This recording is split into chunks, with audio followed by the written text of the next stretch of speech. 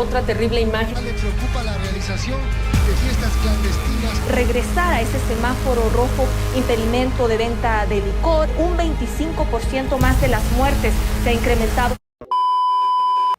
As we're all painfully aware at this point, 2021 did not spell the end of COVID-19. But what does this mean exactly for people wanting to travel? And more specifically, what do you need to know if you want to travel to Ecuador? Well, in today's video, we're going to talk about some statistics, some restrictions and travel information you need to know before coming to Ecuador, and give some opinions about traveling over here in the first place. So, let's get to it. So first, looking at the list of the total number of confirmed cases of each country around the world, I'm happy to say that Ecuador doesn't fall in the top 10. Heck, it doesn't even fall in the top 40 of countries with the most cases. Ecuador shows up as place number 47. And the total number of cases that Ecuador has is 328,755. This equals up to less than 2% of the total population that Ecuador has, which is incredible. Why is this incredible? Well, if we compare it to the States, we can see that the States has 31,166,344 cases, which means that in comparison to its total population, the States literally has 10% of the population with confirmed cases. In comparison to Ecuador's less than 2%, I think that's a very big difference. Also, if we take a closer look at the total number of confirmed cases that Ecuador has and separate it by each individual province, we can see that Pichincha has 115,941 total confirmed cases, while the lowest amount is by Imbabura, which has less than 10,000, sitting at 9,750 cases. So basically, if you're planning on traveling over to Ecuador, the safest place right now would probably be Imbabura. Of course. Another thing to take into consideration is, according to El Comercio, Ecuador registered 26% more cases on February 7th due to the first wave of elections that Ecuador had. And this upcoming April 11th is the second wave of elections, which means that there's a high chance that another wave of confirmed cases is set to come this upcoming election. Moving on to the restrictions that Ecuador has, currently Ecuador is in a state of emergency, and this state of emergency has come with the following measures. The first one basically states that the state of emergency will be valid for the following 30 days in the following provinces.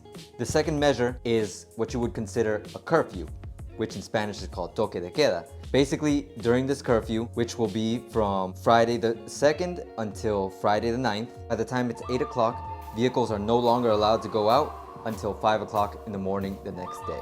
There's also a strict prohibition on the selling and the consumption of alcoholic beverages from Monday through Thursday after 6, and on Friday, Saturday, and Sunday, it is prohibited to consume any alcoholic beverage during the whole day. In measure number 3, it is the suspension of all presential work starting from Monday 5th until Friday 9th. The alternative is, as it has been these past few months, which is working from home. In measure number 4, it is prohibited to have any large events, basically trying to limit the quantity of people getting together at once. In measure number 5, there's a restriction of the vehicles that can go out during certain days. The restriction works as such. Vehicles that end in even numbers can go out certain days, while vehicles that end in odd numbers can go out the other days. And as an extra note at the end, it says that no matter what, this state of emergency cannot restrict the political participation or the electoral process. So basically, no matter what, April 11th, the elections are gonna go down, yes or yes. If you're someone who's planning on traveling to Ecuador, here are some of the things that you might need to take into consideration. The first thing is, regardless of how you get into the country, whichever point of access you decide to use, you have to present a RT-PCR test that is negative, that was taken at least 3 days before arriving to Ecuador, or have your vaccination ID basically stating that you've been vaccinated. You also need to fill out a form, which is the declaration of the health of the traveler. You also need to make sure that the lab is certified by the Access. So in order for you to check that out, I'll leave a link down in the description below. And that's about it. Right now, I'm here with my friend Caesar. What's up, Caesar? Hello, mucho gusto. As someone who lives in this country, how do you see the situation of the country. Dependiendo de la situación en la que está viviendo el país, creo que siendo alguien que vive aquí, la veo un poco complicada, o sea, no solamente en Ecuador, también en otros países. Pero como alguien que vive aquí, creo que deberíamos tener más precaución en cuanto a las medidas que estamos tomando, porque en nuestro país el gobierno impone las leyes, pero ciertas personas o la mayoría de las personas no las respetan. Entonces por eso estamos como estamos. Igual debería ser un poco más de nuestra parte y no de la parte del gobierno.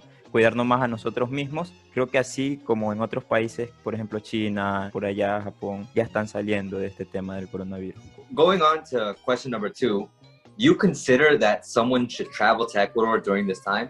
Yo creo que en estos momentos no, más que todo por el tema de la pandemia está muy fuerte. Ahorita aquí en Ecuador vino el tercer oleaje y sería un poco complejo salir, más que todo por el tema de, o sea, del coronavirus, claro, de cualquier lugar, sea desde tu casa, viajar a otra ciudad, incluso viajar a otro país podría ser un poco más arriesgado. Por eso, en cuanto al tema de viajes, de salir o de venir, sería un poco complejo, a no ser que sea de extrema situación, de que si tú estás en otro país o si tú estás de viaje en otro país y justo te coges la pandemia allá o justo tienes restricción allá de cierta forma, puedas viajar o necesites viajar porque ya no te puedes quedar allá, ¿no?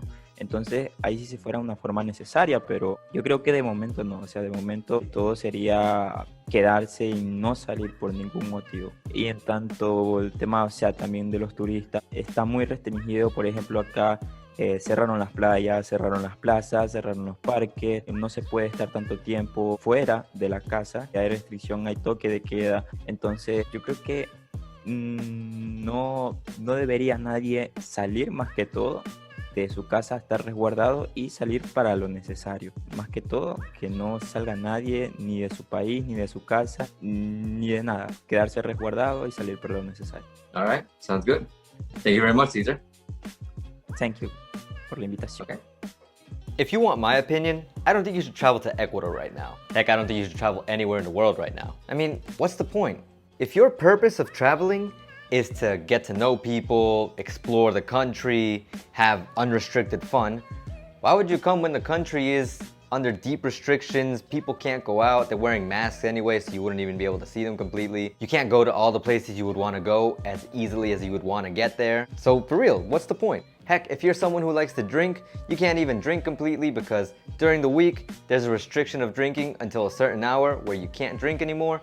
And after that, even if you were to drink after that because the police can't monitor you at your house, why would you come to Ecuador to drink at home alone or have to invite people very sneakily during this pandemic just to drink?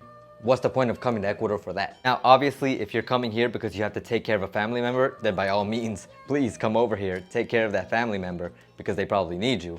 But if your reason isn't that, then why would you come here? And by no means am I saying that the rest of the world is much safer than Ecuador or that the rest of the world is in better conditions or that Ecuador is the worst place. It just happens to be that right now, this is where we're living, this is where I'm living. So I know what the situation is, I've investigated it, I've talked to people, and it's not a good time to travel here. So hold off on it. Eventually the situation will get better and you'll be able to travel over here, have all the fun you want, unrestricted fun you want, and you'll have a much better time than right now where you would have to walk around with a mask and only be able to go out until a certain time during the day. So just wait, everything will get better. And that's it, guys. If you got value out of this video, make sure to smash that like button down below. And you know how it is, make sure to drink lots of water, eat lots of food, make sure to get good sleep, travel safely, and as always, ace out.